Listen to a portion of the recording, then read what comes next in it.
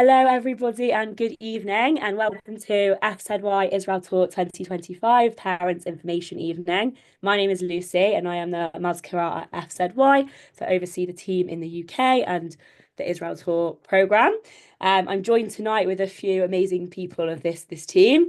So we've got Jake, who a lot of you I'm sure will know, who you've spoken to, who is the head of our Israel Tour program working in the UK. We've also joined by FZY's Executive Director, Joel, as well as the head of UJA Israel Tour Experience, Adam Waters, as well as the head of Talim, Aaron Gillis, who oversees all of our programs and itinerary in Israel. So we're just going to share now our presentation for tonight, and we're going to be talking about everything. If you have questions, feel free to write them in the chat, but we are going to cover a lot of things, so hopefully we cover your questions. And yeah, let's begin. So yeah, welcome to FZY Israel Tour 2025, our partners for this program.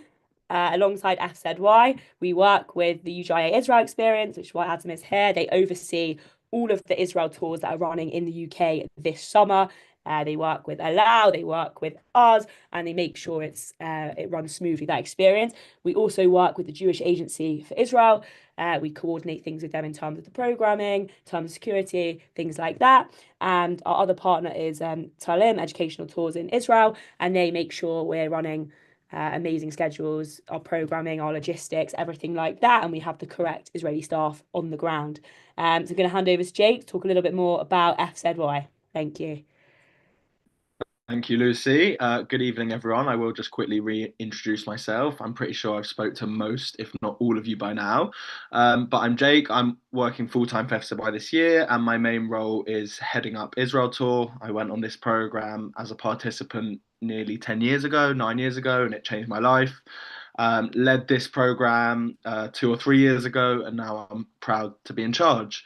Who are FZY? I'm sure you know, but we are Britain's oldest and largest Jewish, Zionist, and pluralist youth movement.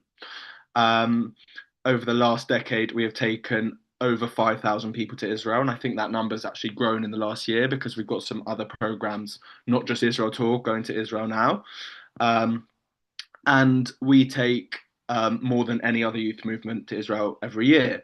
We're taking over 50% of the UJA cohort this year to Israel. And we attract our children from all over the country: London, Manchester, Essex, Leeds, Glasgow, and Liverpool. And this year on Israel Tour, even USA and Dubai, which is amazing. Thank you. Yeah, I just want to speak a little bit about how we do things at FZY, and two of the most amazing things at FZY, which is our Shabbats and our pluralism. Just to start, all food is of course certified kosher everywhere they go, including hostels and restaurants that we take them to. For me, one of the best things about FZY is the pluralism, our pluralism. We are non-denominational, and we accept all different types of Jewish people from all different ranges, all different ends of the spectrum, and we're really proud to bring all of those people together. On Shabbat, we expect Shabbat on all of our programs to be observed in public spaces. For example, in public, we expect our chanechim, our participants, not to have their phones, not to write or do anything that breaks Shabbat. But in their rooms or in private, they are allowed to do as they please, as long as it's respectful of the other people. For example, if they're sharing a room with someone who keeps Shabbat, we encourage that. This is a really nice opportunity for someone maybe to even keep Shabbat for the first time. As I said, all activities on Shabbat will be Shabbat friendly, and we offer 3 different services on Shabbat. This just shows how amazing our pluralism really is. We offer the traditional Orthodox service, we offer a Reform service, and we also offer an alternative service, which is like meditation or a discussion. And we think this is a really amazing chance for your children to kind of push themselves outside of their normal Judaism and try something new. And I just want to share one of our favorite words at FZY, which is Shabbatmosphere. We try and create a really, really special Shabbat atmosphere. And however many FZY Shabbats I've done, they just keep getting more special. And I'm really excited for your children that they're about to embark on 3 Shabbats with us over Israel Tour. But yeah, we don't tell you what to believe or how to pray, and we welcome disagreement on these things. Thank you, Jake. I'm going to take over now. So I'll introduce myself properly. My name is Joel. I'm FZY's Executive Director. I've been working for FZY now for over 20 years. I grew up in the UK. I was actually a participant on the FZY Israel Tour program in the 1990s. I was a madrich, a leader on this program in the early 2000s. Um, and I grew, as I said, I grew through the movement growing up in the UK, and I've actually been living for the last 17 years in Israel, and where I'm based, and where I'll be over the summer, overseeing the program on the ground with many other staff that we have here. So I want to kind of like share a little bit about like how we actually build our program and like what are the I guess the key points that are there that we're thinking about when we are choosing how to build and develop the program. So the first is about our core educational program. And in a minute, like actually I'm going to pass on to Aaron and he will kind of like share through and talk through kind of like what a schedule looks like and all the different kind of like activities that all of the different groups will be doing. But our core educational program is built there via through like FZY's values. Jake mentioned before that we're a Jewish, Zionist, pluralist youth movement. And so everything that we try to do on Israel Tour ties back into those values, into our ideologies, and we try to show the participants Israel through that prism. It's also for us, it's also about self-development. Like this is for a lot of the participants, you know, maybe their first time they're going abroad without family, abroad at all, going on holiday at all without their family or for such a length of time. And so, you know, being able to kind of like have that experience and to develop and grow and kind of work out, you know, their laundry if and when they need to do that, and we'll speak about that later in the slide, or you know managing their food and things like that, that we're providing. All of those things is, you know, is involved, is kind of like building themselves up. There's a piece about Jewish peoplehood, like Israel is kind of like the center of the Jewish world, and they'll come across and they'll meet throughout their time in Israel people like Jews from all over the world, and that is also like a big common theme that runs through our educational program. Obviously, there are other things that we're thinking about when we're building the program. One is like welfare and communication. It's important for us that you know, the participants are looked after, that they feel happy, they feel content, that we're communicating well with them, that we're communicating well with you, the families as well. And so as we kind of like build our program, that, you know, that is that's also a key component which is there. And obviously, you know, a big one there is safety and security as well. Like, you know, the safety and security is our number one priority on these programs. Adam will speak a little bit more shortly about how we ensure you know, this we kind of like build our programs according to this safety and security, but we make sure that, you know, the program that we build is always safe and secure. So what I'm going to do now, I'm going to pass us over to Aaron, who can kind of like talk through the program maybe in a little bit more detail. Thanks, Joel. So hi everyone. First, I was correct. I'm not the head of Tel Aviv, but I run the incoming tourism department at Tel Aviv, and we've been working with FZY for the past few years on this program. But Tel Aviv has been around since the 1980s. I've been working here for the past 12 years, originally from London, and have been living in Israel since 2005. And we provide all the land arrangements for the groups on the ground. So all the logistics, bookings, accommodations, food, transport, security, everything which takes place on the ground in Israel is arranged by Tel Aviv. And that includes preparing the schedules. So the program, you'll see here some of the locations that we visit during the 3 weeks of the program.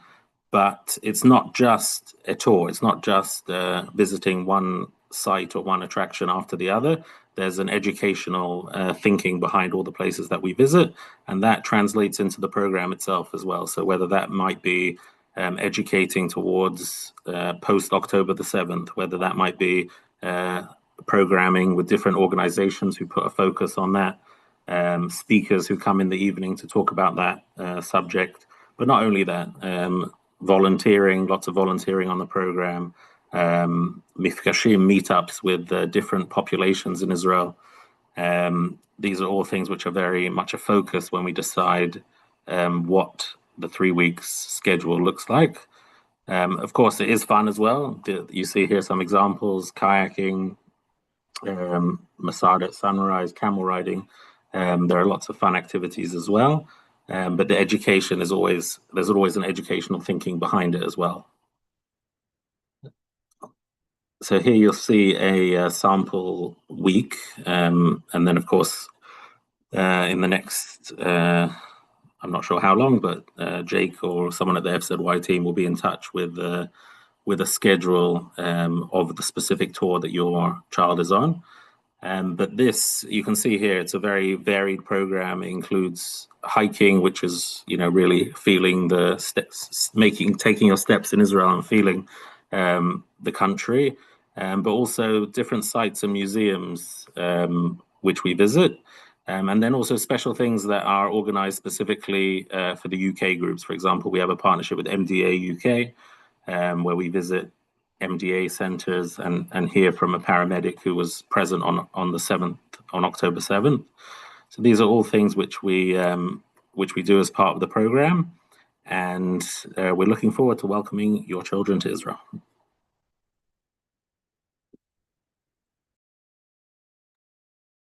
I will just answer what Aaron said quickly for all the parents listening, that the schedules will be sent to you in the next week or two. We're just putting the finishing touches to them, but we thank you for your patience. I just want to quickly touch on Maccabea. Which, as you can see here from a few pictures and from those massive smiles, is usually the biggest and best day on tour, definitely for the Chanachim, for the participants. Maccabea is the one day on tour where all 10 groups will meet up together in person in a beautiful site in the north this year, and they will compete in all different things, in games, in sports, in kind of educational competitions. It's a very full, very busy, very full-on day together. And will probably be the most tiring day on tour, but will probably also be the most fun day on tour. So for any kids watching over their parents' shoulders right now, this is definitely something you should look forward to. And we just wanted to share this as one of the highlights on tour every year. Is the big Maccabea Festival.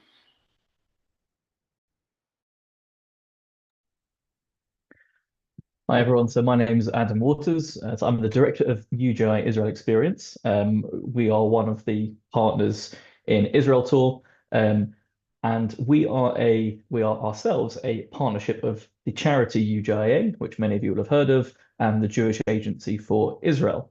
So we work with all of the youth movements who run Israel educational programming, Israel Tours, not only Israel Tours, but also Birthright and gap year programs and all sorts of Israel educational travel. Our aims: we aim to connect young Jews to Israel, past, present, and future, thereby strengthening their sense of belonging to the Jewish people. This is achieved through experiencing Israel on a UGI Israel Experience supported program. So that's what we exist to do. We exist to support these types of programs. There's a number of ways that we support all the different youth movements. So there are 11 in total in our network who run tours, and this year there'll be over 850 participants going to Israel. If we include Madrachim as well, the total number of young people is well over 900, which is really fantastic for this year. We aim to run educational, fun, and inspiring Israel tours for 16-year-olds. The services that we provide to the youth movements in our support of FZY range from Madrachim's training. We have a charter contract with El Al for the flights. UGIA provides bursaries for those who need financial assistance in partnership with FZY. We offer program planning and educational consultancy if it's needed. And key, I think, for what a lot of you will be thinking about for this year in particular is we manage the communication plans and protocols and major incident coordination on a daily basis in the event in terms of safety and security and getting that message across to you as parents, which I'll talk a little bit more about on the next few slides.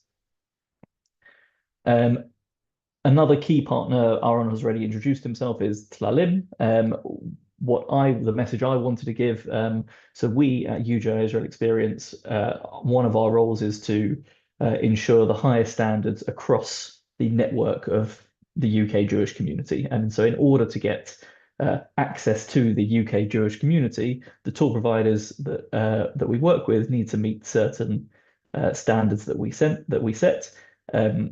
Tlalim far exceed these standards. They're absolutely fantastic, and they've been working with a number of British youth movements for a very long time, and they really know what they do. And as Ariane said, they're responsible for the logistics on the ground, the accommodation, the security, staff, Israeli Madrechim. All of the Madrechim and security staff as well are certified by the Ministry of Education and Tourism, and they also deal with the food, which is very important. If we can go to the next slide. There we go. So a key area that we support is with British Madrechim and the training of those Madrechim. So the Madrechim who are selected by FZY are the creme de la creme of Madrechim, of leaders from FZY. Many of them will have done many camps with FZY before and local activities, and they may know a lot of the young people who are coming already. And our aim is to make sure that across all of the youth movements, there are minimum standards of leader that is met. So we run sessions on safeguarding, consent, risk assessment, dealing with stress and anxiety, on hadracha, just leadership skills, on behavior management, on understanding different narratives around Israel and general Israel education. And in particular, we run a security training, which I'll talk a little bit more about in a second. And we also do mental health training and provide mental health support to the Madrechim. So the Madrechim training program started back in December. It's a 6-7 month training program, involves online modules, in-person seminars, and we are going to be taking all of the Madrechim to Israel in just over a week's time for a 1-week seminar where they meet their Israeli Madrechim. They have a number of sessions there, and that is followed by a Shabbaton with FZY as well, where they can really spend a lot of time as an FZY Tzevet, an FZY group, planning and preparing for a fantastic summer.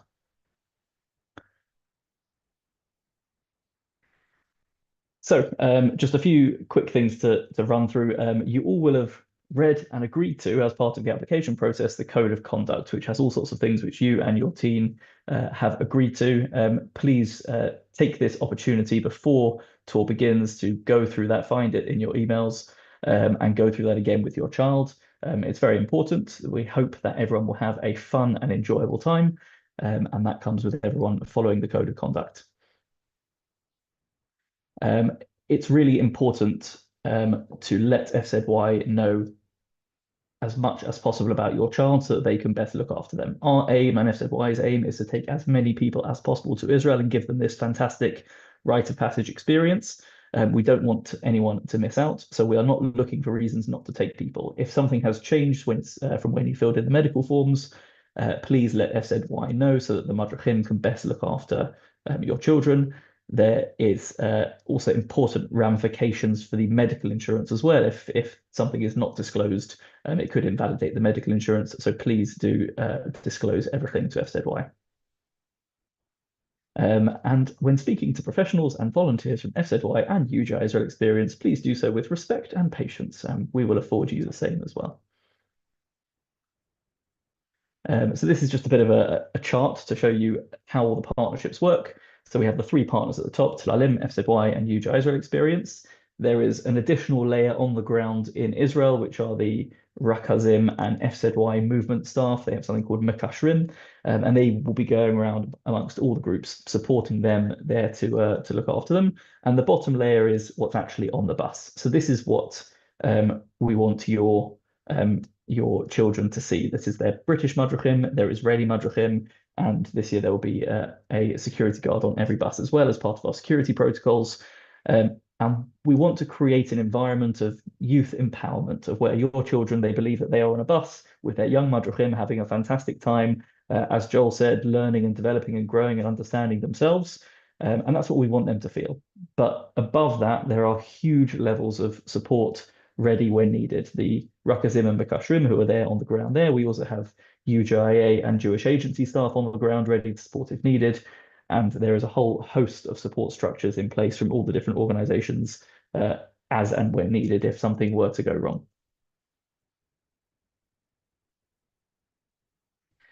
So security. I'll try and cover this as best as I can, and obviously if anyone has any questions, we'll try and address those at the end if we've missed anything.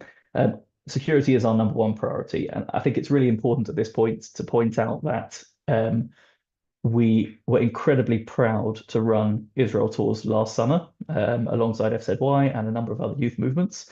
We had around 500 young people going on Israel tour last summer who did so under very difficult circumstances, but they all had a safe and enjoyable and meaningful time in Israel.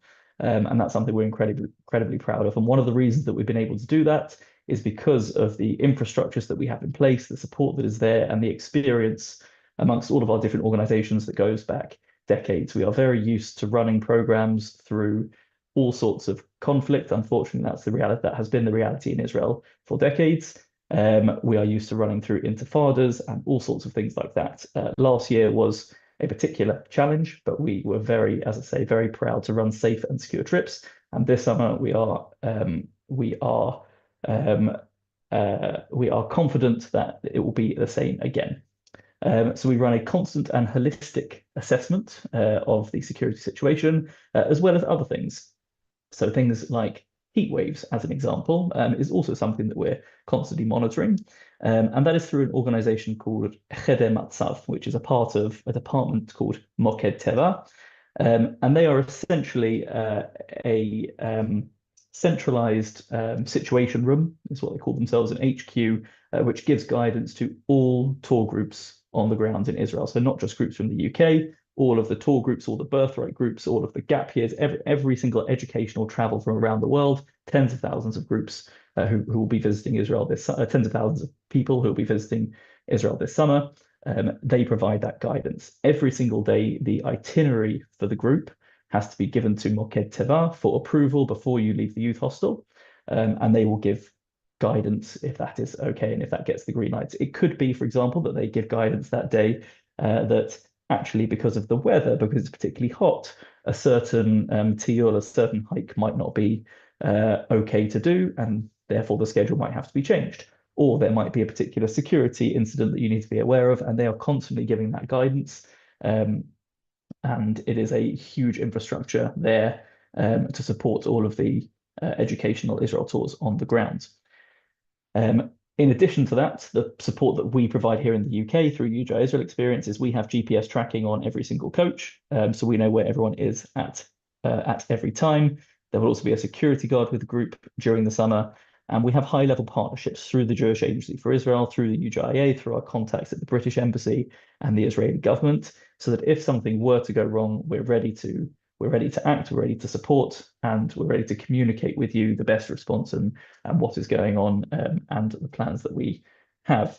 I just wanted to touch on one or two other things.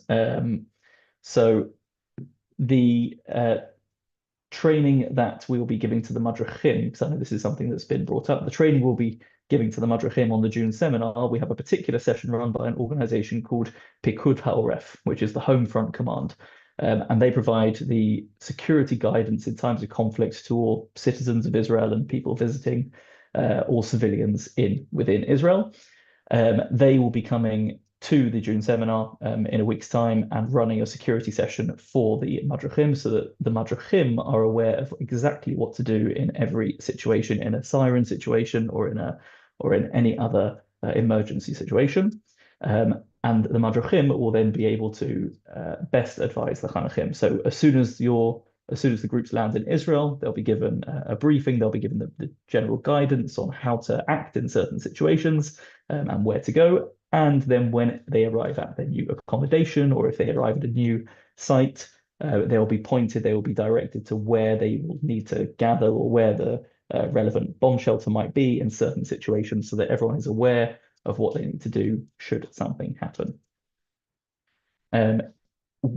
Just to reiterate what I said before, there is a huge amount of infrastructure built in place with high-level partnerships, and this is something we are very used to. So I want to reassure you that whilst there is always risk in international travel, and in particular going to Israel, We are very experienced at dealing with these incidents, and we were incredibly proud that last year, when there was a much more challenging situation than it is currently in Israel, we were able to run safe and secure groups. This year, we hope will be the same. But you, as parents, should be aware and have the conversations with your children that there will be expectations on how they are to act. They will be given the information, but then there will be expectations that they follow the instructions of their chanchim, particularly if there's a siren, and they will be given clear guidance on what to do in that situation, and they need to take a level of responsibility for themselves as well. So all the groups across the whole network will have daily emails or some form of daily communication. I believe FZY have got an app this year, which John might say a little bit more about. And you'll get daily updates. Also, there'll be social media uploads from FZY with all the fun things that the young people have been up to. But at UJI, as your experience, we also have various communication structures in place in order to deal with emergencies. So we have text messaging services, we have trained call centers, and we have a timestamped website. So that link at the bottom, you don't need to copy it now. It will be in your daily communication that FZY sends out to you. That is a timestamped link, which you can go on any time during Israel tour to check on the status of all the groups. We try and update that regularly. And part of our aim with this is because we know that whilst you are sending your child on FZY, you might have a niece or nephew who's going on RSY, who might have a best friend who's going on B'nai Akiva, whose third cousin might be on Habonim, and so on and so forth. And so we want to make sure that the communication for the UK community is centralized and the rumors don't spread. So if you go onto that website, you'll be able to see on any given day which groups are on the ground and that all groups are safe, or we will post things. For example, we are aware of X incident in Y location, all groups are safe, everyone is fine. So you can go onto that at any time during the summer to check on the status of all the groups. Finally, for me, UJI is very proud to offer bursaries and financial assistance alongside FZY. The process is pretty much concluded for this year. However, if you have had a change in your financial situation and you are struggling to meet the cost of Israel tour because of a change to your situation, please do get in touch with FZY. Everything is dealt with in confidence, and we still may be able to assist those who are in need. Thank you, Adam. I'm just going to take over for the next few minutes. I just want to update you on a few other pieces. So next is about how we care for the participants. You can see here that we have a curfew on it on FZY Israel Tour. And there's lots of reasons why we have that, mainly to ensure that participant safety, that it's the days are very busy. They're up from early in the morning till late in the evening. They're out and about. They're busy. They're hiking. They're seeing lots of things, as we had a little look at the schedule previously. And it's important for us that we provide a space whereby participants can get a good night's sleep every night. So there is, and every evening, and the time may vary depending on exactly what time they get up the next morning, but there is a curfew in place that they'll need to be in their rooms so they can get enough sleep and be awake, alert, healthy, and safe the following day.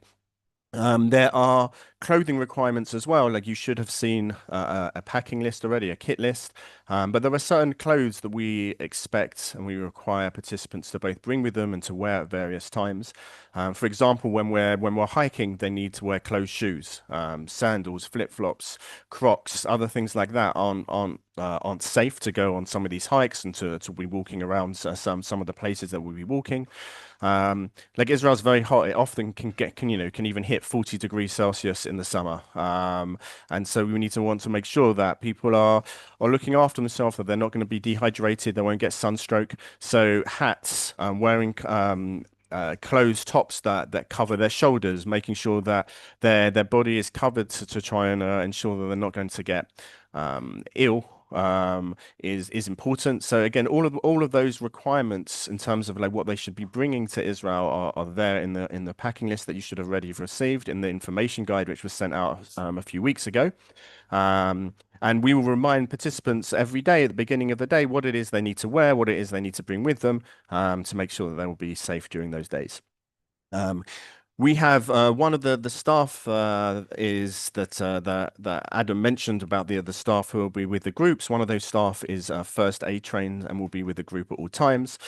So if there's any first aid needs, they can be seen to, and we via the health insurance that is provided as part of the program, like participants, should they need and when they need. We'll have the ability to visit a doctor, go to a clinic, if required, go to hospitals, see experts, etc. All of this kind of like will work through our health insurance. Again, there's more details of that are within the information guide that was sent out, but it's quite it's a fairly comprehensive policy that even it covers pre-existing conditions as long as they have been stable for at least the last 6 months. And anyone who potentially, like as we've been going through the application forms, like we have been probably reaching out to certain people who've got certain like medical conditions and been working with you and will be working with you and with your children to make sure that we'll keep them safe throughout. In terms of participants that are coming with medication, that they're required to take daily medication or whatever that may be, they will be collected in by their madrachim, by their staff, pretty much at Ben Gurion Airport as soon as they've gone land in Israel, and they'll be kept by their staff throughout the entirety of the time. This kind of like minimizes the chances of medication being lost, and so our madrachim can kind of like help manage that process. It's still the responsibility of the individual participant to take their medication and to come up to their staff, but our staff will kind of like be there and will keep that medication there, and can hopefully also offer reminders if participants are forgetting that. In addition to that, like there's a welfare support team in Israel. There is we have a contract which the UJA's experience have taken out with an organization called Keshev, who are a team of like mental health professionals who will be working with FZY staff in Israel to help support any needs and any additional needs that are required throughout the time. So what would happen? Let's just say that your child was unwell, had a medical some kind of like change in their health throughout their time whilst they're here. So if in case of it's a non-emergency case, what we mean by that is they're not being rushed into hospital. Like it may be they're feeling a bit unwell. They've either seen their first aider, or maybe they've even gone to a doctor, but something which is not an emergency case. What we will do, we will send a notification to you via email on either the same day or the next day based on the time when that happens. So normally if it's kind of like in the morning, early afternoon, then we will try to notify you that of the same day via email. If things are happening late in the afternoon and the evening when someone is feeling unwell, if this is a non-emergency, then the following day via email we will update you just to share with you and let you know what has happened, and like the process and what we have done to help support your child. If obviously there's an emergency, then we will notify you by telephone immediately. We won't wait. We will keep you in the loop, at all times, whatever time of the day or night that may be.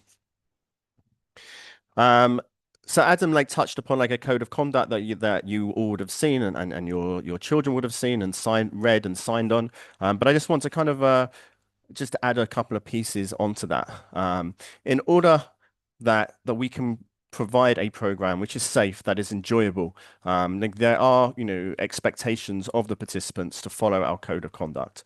The rules that are in place are there for participants' safety, their security, and their welfare, and to ensure that we can run a program well.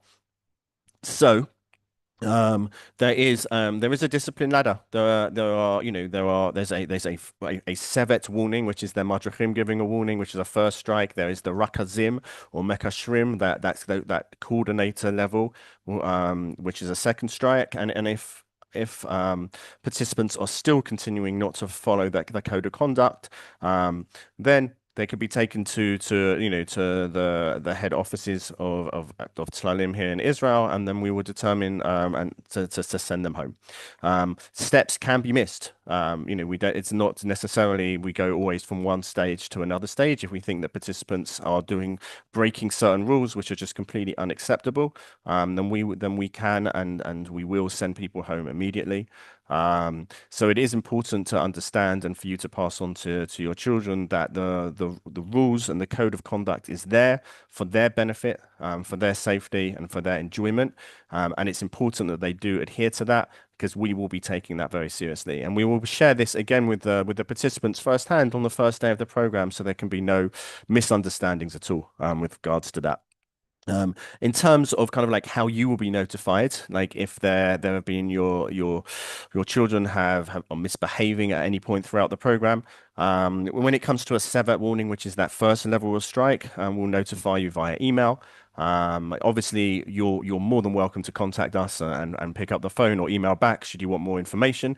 But we'll provide you some information via email. If there's a second strike, then you'll be notified via telephone and we'll have a conversation. And obviously, if someone is to be removed from the program or taken through to our head office, then again we'll notify you via telephone there. Okay, so communication. So Adam has touched on some of this, but I want to kind of share a little bit more about how FZY specifically will be communicating this year. So this year, we're actually, for the first time, we're going to be using an app which can be accessed both via the internet, via like a computer through like a web browser, and also you can be like download onto your phone home screen as well. In the next week or two, we will be sharing with you how to access this and how to log on, so you make sure that you're already on the app prior to Israel's tour starting. So if in case there's any technical problems, we can help resolve those with you in advance. On that app, throughout the whole time, you'll be able to see the schedule of what the expected schedule is of the participants. You'll be able to have all of the contact numbers in order for you to be able to contact through to FZY, will be on there. Like important information, like maybe some like some of the information or key information that we want to highlight from the information guide will be on there. In addition, once a day we will be on Sunday to Friday, not on Shabbat, but once a day, Sunday to Friday, we'll be also providing an update, sharing a little bit more information about what the participants did. There will be there also ways to access photos that would have been taken from the tour over that last day. So hopefully it will be an interactive system which is there, and which will all run through this app. Obviously, we have the ability to mass email. We also have the ability to kind of like to reach you in other ways as well. But this year, like that is the way where we're planning to kind of like to have most of our communication. In terms of like if you would like to reach to us, our office is open throughout the summer. It says Monday to Friday, but Monday to Thursday it will be 8:30 till 6:30. On Friday we shut slightly early, obviously because of Shabbat. But our office out there are office hours for throughout the summer, and they'll be on the app as well. That's the best way for you to reach us, is either to pick up the phone and call our office number, or to send an email to one of the office staff who you've been liaising with over the last several months.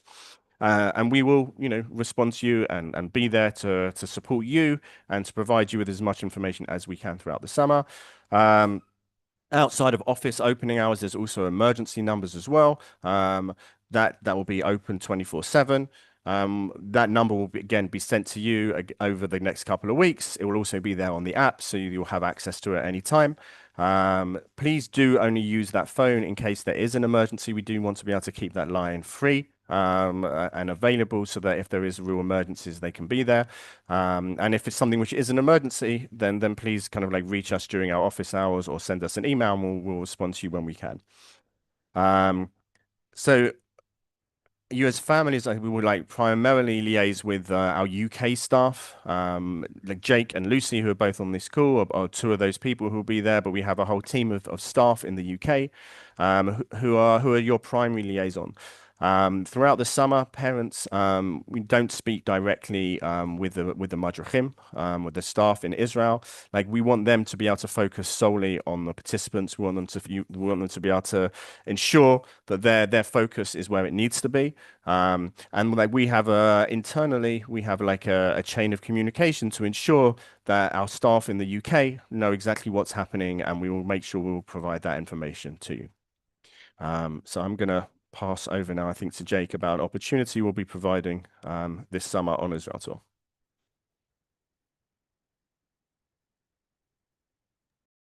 Hi, everyone. We just wanted to share this quick slide to let you know that there will be an option this summer. We're working with the Suhaj Trust in Israel that they'll be visiting every group, and we'll be offering, hopefully to all the participants, just a simple swab test where they're looking for matches to save the lives of people with blood cancer. If that's something that you don't want your child participating in, then you can discuss that with them. But we obviously really are encouraging this. We think it's an amazing opportunity, and it's just a simple swab. So yeah, we just wanted to include that before I think we move on to questions, unless I'm wrong. There's one more slide. One more, then sorry. then we'll pass back to Lucy, who I know has been monitoring the chat, and we'll kind of like field questions. So there's just a few other bits and pieces that we wanted to kind of like provide and make sure that we share this evening. One is this water bottles here. So participants need to have with them on pretty much on a daily basis 3 liters of water. As we said that it's very hot in Israel. They're out and about a lot.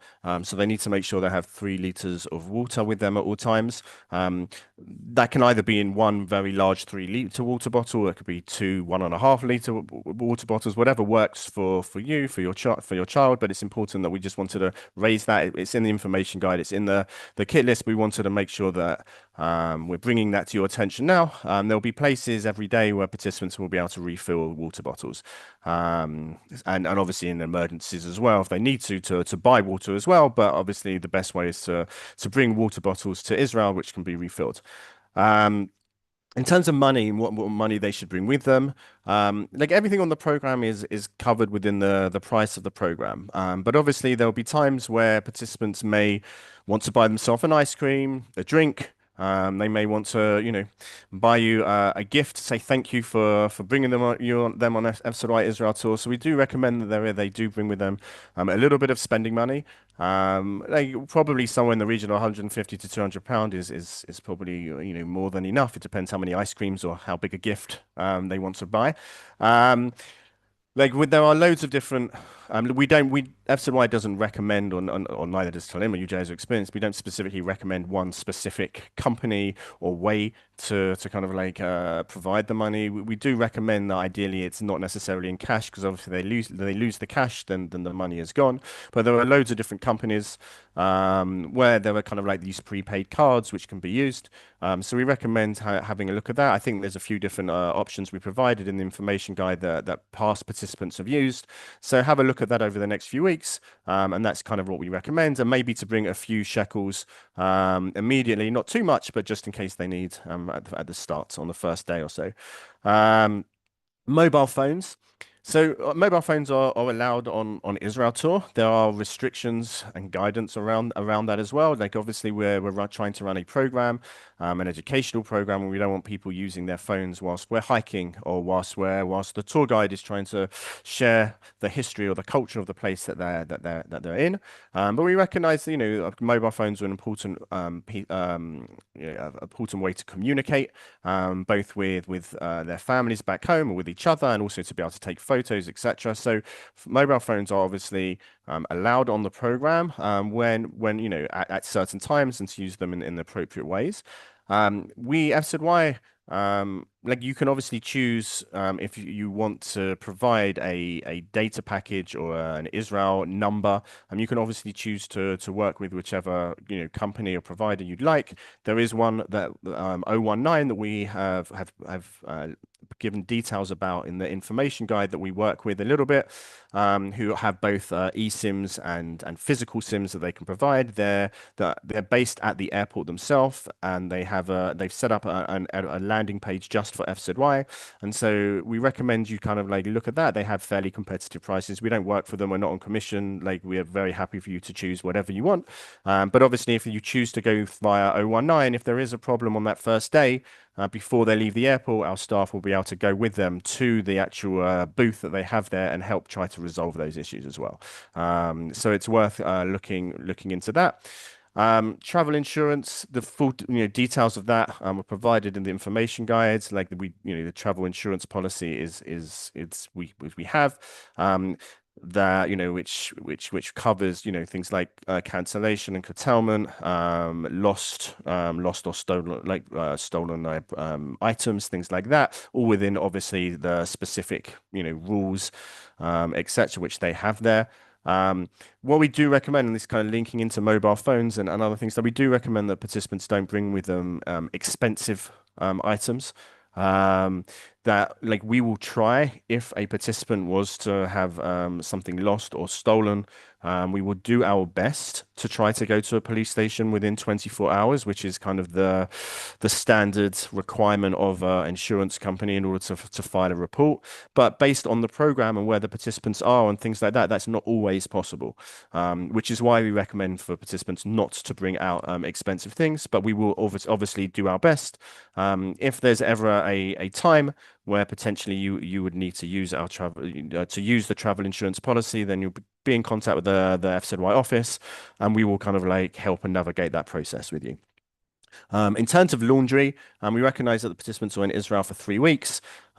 We will try, although like we can't always make it happen, but we will try as best as we can to provide at some point when they're in when they're in the center of the country normally, and ideally in the middle of the program, but those things don't always line up very nicely either. But we'll try to provide a way that potentially participants can get laundry at a cost. But that doesn't always happen. So we do provide either way for participants to bring with them maybe some travel wash or a way that they can, clean underwear, whatever that is. But we will do the best that we can to try and facilitate some kind of like external service to be able to people to come in to be able to help and support with that. Flights and deviations, like you should all, like, if you had planned to deviate your flight and not going on the group flight, that should all have been something that should have been done, I think, already pre-Pesach, actually. So you should all know that. If for some, like, there's nothing we can do at this stage, like, it's not possible for us anymore with the contract that we have. We're allowed to deviate any flight. So if anyone is now thinking about, it would be nice for the participants to go to Israel earlier or come back later, and they haven't organized that, that's not something that can be done. So, but like, and you should have, information of when the flights are for your group. If you believe that there's any problem, or you think that certain circumstances have changed, even if we can't make any changes with allow, please do contact the FZY office, make us aware, because we just want to make sure that you don't fall foul of anything and then, lose your return flight or something like that. I think the one last thing that I also want to mention, which I realized wasn't in the slides earlier, is also about Israeli participants. We're actually this year, for the first time in several years, we're actually having a few Israeli participants who will be joining the British participants on each group. It's an amazing opportunity, which we're really excited about, that the British participants can actually get to one of the best ways we find to really get to understand Israel and know Israel is to have Israeli friends and be able to informally speak to them and understand what their life is like. And so we're really happy and delighted that we're going to be having Israeli participants on our buses this year. And so they'll be joining the group and will be a part of the program in its entirety as well. So I just wanted to raise that and flag that, because I'm not sure if we had done that previously. I think now I'm going to do is I'm going to stop sharing. I'm going to pass us back over to Lucy to field the questions. So yeah, we're going to move on to questions now. So I'm going to read out the ones you put in the chat. I just want to say before we do, anything we don't answer tonight, or there's something on your mind that you want to discuss with the office, I hope you can see from this call sort of the wealth of experience. Like, all of the movement team has been a participant on Israel Tour, led Israel Tour, worked on Israel tour, lived in Israel, all of those things, and we're definitely happy to chat through from our experience or chat through things you're worried about in greater detail. So the first question is, what is the conflict seminar? So maybe Jake or Joel, this might be one for you. I can start and I can pass over to Joel if he wants to add anything. Just to talk about how we're educating on the conflict this year. Just like any year, we think it's important to hear different voices and different opinions. So as you'll see in the schedules that come out shortly, all 10 groups will be meeting with the same organizations that we've worked with in the past, from slightly different sides of the coin, giving slightly different voices, and letting your children experience different things. Joel? Yeah, just to add to that, so I think it's important that we do. I want to just be very transparent as well, and just to say who the organizations are. So, like the couple of organizations that we're working with like Stand With Us, who will be coming. Our participants will be going to their center in Jerusalem, and we'll be having a few-hour workshop with Stand With Us on one day, and on another day, at some point throughout the Israel tour, they'll also be meeting with Solutions Not Sides, who will be hearing from them a different perspective, etc. We will also, one of the things that we do, and this kind of like falls within FZY's values and the way that we build our program, is that, as we mentioned, like our core educational values, and that we are a pluralist youth movement, and we don't like push people towards one religious stream or another. We don't push people towards one political opinion or another. So after any time that we're dealing, when it comes to sensitive topics, places where there may be a difference of opinion, like our madrachim are trained to make sure that beforehand, to provide them with a preparation for the education that they will be hearing, and then afterwards to help process that, and that's to ask the questions whereby that the participants can think, did I agree with that? Did I not agree with that? And why? And hopefully they will come out of this summer with greater information and more well-rounded. And the other thing I just want to add, it's not specifically the conflict seminar as such, but I just want to like mention in terms of education with the conflict in and of itself. That obviously, like in the last 20 months or so, since October 7th, like Israel has been living through a conflict. And there are going to be various points throughout the tour and various places throughout the summer that the conflicts will kind of like come up. So obviously we mentioned those two places, Stand With Us and Solutions Not Sides. There'll be most groups will hear some kind of like Israel update from an external speaker as well. There's also all the groups will be going to Hostage Square in Tel Aviv, which I sincerely hope that in a month from now it won't need to exist anymore. But like we will be taking the groups there. Should it be, they'll be going to places like Har Herzl, which is like Israel's national cemetery where both Israeli leaders are buried, but also a lot of Israeli soldiers who have fallen in wars there. So there's going to be various points throughout the tour where they'll go to different places where things will come up which will relate to the conflict, and in all of those places they will hear different perspectives, and they'll see different things, and they'll hear different voices both from within our own internal staff and the organizations that we use. Okay, the next question is, who will be responsible for looking after the kids' passports? I'll hand over to Jake for that one. Yeah, the passports will be kept in a safe at the Salim office, where I think Aaron is sitting right now. They'll be collected off the children on the first day of the program, and then dropped back to the children on the last day of the program. Amazing. What steps will we take to prepare the participants of being involved in sirens and going to a shelter? I know we touched on this, but I guess it's more about preparation. I'm not sure who exactly wants to speak first. Joel? I'm happy to jump in, and then like anyone else can add afterwards.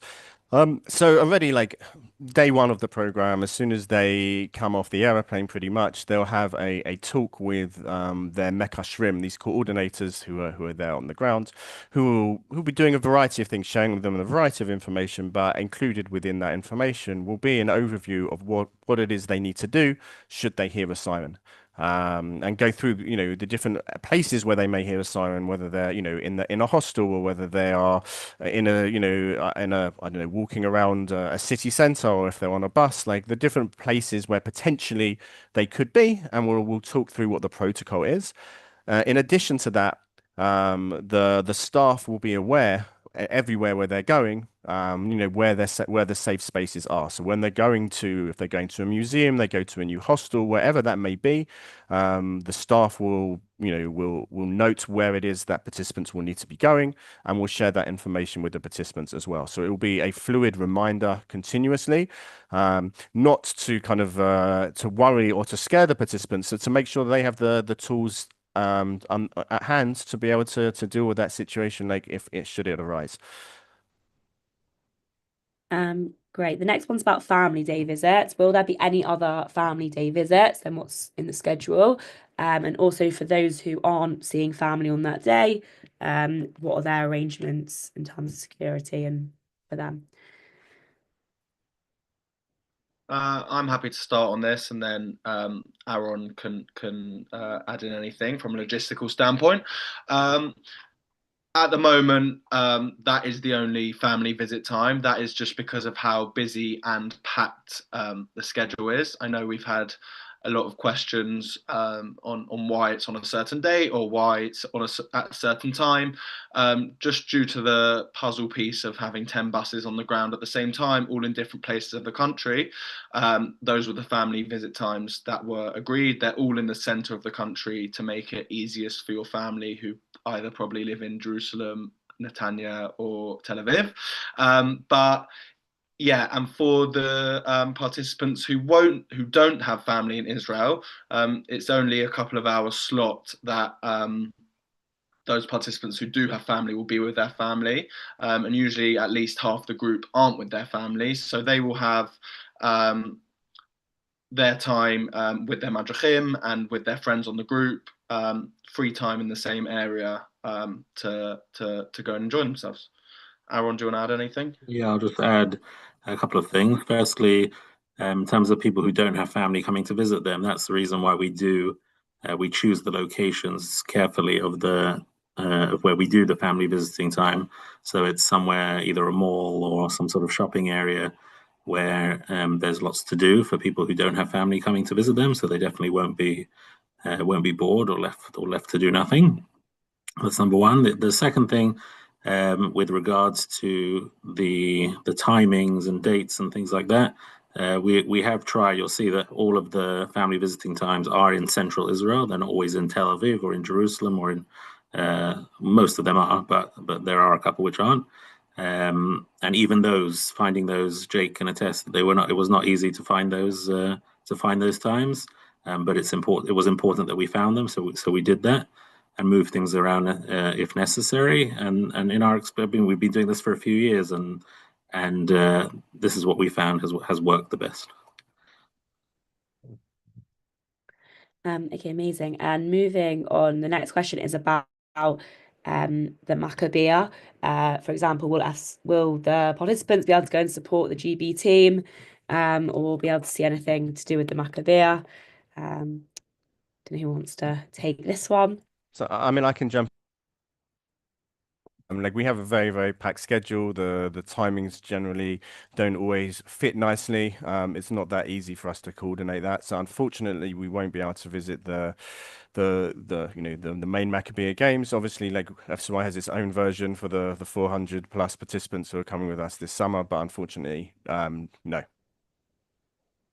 Apart from our Maccabea, will there be any other opportunities for the groups to cross over? Will they cross over with the groups at any other points? Yeah, I don't know if Jake, Aaron. Yeah, I'm happy to take this one. Each group doesn't have a sister tour like it once did with FZY when I was a participant and when Lucy was. So each group sorry, excuse me, each group follows its own path.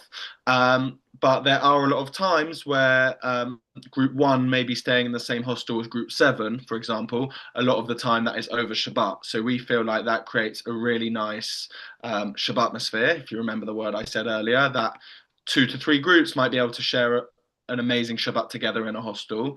And there may be times that they see each other out at a site or something. But overall, we want one group to form its own bond. So that's why there's no sister tours. Yeah. Will there be an opportunity for the tours to get together before tour? Jake or Joel? Yeah, I'm happy to start again, and Joel can fill in if I've missed anything out. There is no day before tour where the groups will get together, which is why we have all the tours meet at the FZY office in Kenton before the tours go to the airport, and we get you to drop your children much earlier than they need to be dropped for their flight. That's because we do some get to know you activities and some icebreakers at our offices, all in separate tour groups. Therefore, they can kind of slowly get to know their madrachim, slowly get comfortable with each other, and then they'll all travel to the airport together on a coach provided by us, just to make sure everyone's together. Are the participants going to have free time a lot in public places? I'm happy to answer that. Like the answer to that is generally no. Like in any year, generally they don't have lots of free time in public places. Our program is very heavily packed, and very like there's literally from very early morning until late in the evening, the program is very heavily programmed. There are occasions, where most of the free time will occur will be in an evening, for example. Maybe there'll be an hour or so after the evening activity has finished in the hostel, and before curfew, there may be an hour or so there, which is confined within the area of the hostel. In terms of like outside of the hostel, is there area times where there are free time? There's a few limited places, assuming that the security will allow it at the time. Where that is like normally it's in either enclosed areas, like for example in a shopping mall, like Aaron mentioned before, where some of the family times are, or kind of like on a in a very closed kind of like geographical area where we will kind of like very carefully and clearly show the participants like the boundaries of where they're allowed to go, where they're not allowed to go. Our staff will be around the entire time around the boundaries, and also an essential location there to make sure that people don't wander off and can't wander off and aren't going too far. In addition to that, even during those free time, those few couple of occasions where there may be that free time there, participants can't go by themselves. Like they have to go in groups of a minimum of 3 people. That's they have to be kept together in groups. And as well as our madrachim being positioned in certain places, the participants will have their phone numbers, and we will be able to contact them, and they'll be able to contact us throughout the entirety. Also, if just so people are aware that if this is kind of like being asked, which I'm imagining it is, in case of security concerns and things like that, nowadays in Israel there are warnings in advance of before sirens go off. And so normally the madruchim certainly will know, normally several minutes in advance, that a siren may be incoming. And if that's the case, we would immediately, whether we're all together as a group or whether the group is in a small location having free time, immediately kind of like be in contact with them and making sure that people will be moving to safe spaces. And again, free time only exists if it gets approved by the Cheder Matzav, Moked Teva, that Adam spoke about through our security thing, both in advance and again on the day itself. And yeah, just to add to that, from like my perspective of being like a madracha on Israel tour, you as their leader, if they're in the shuk or Carmel market or something like that, they go off in pairs or threes or whatever it may be, and they have from the top of the shuk to this point of the shuk, and it's very, they know where they can go, and the madrachim are stationed around, and you walk past them a lot and you see them a lot. And like if there's security things that go off, like it will be in an area where they'll know where to go, or there'll be other people, or as Joel said, the alert. but it'll never be where we won't know where they'll be. Like FZY will know where they're in at all times. I think we might have covered all of the questions for now that have come through. So I guess that's just to say, if you do think of any other questions after this call, or you want to chat through in more detail something anyone on this call has said, please do give us an email or call the office. We're all more than happy to talk about any element of the program. And we're all really excited for it. And I hope you and your children are as well. Yeah, I don't know if anyone else has anything else to add. But if not, thank you all so much for joining us. And we look forward to summer 2025 in Israel. Thank you. Bye. Good night.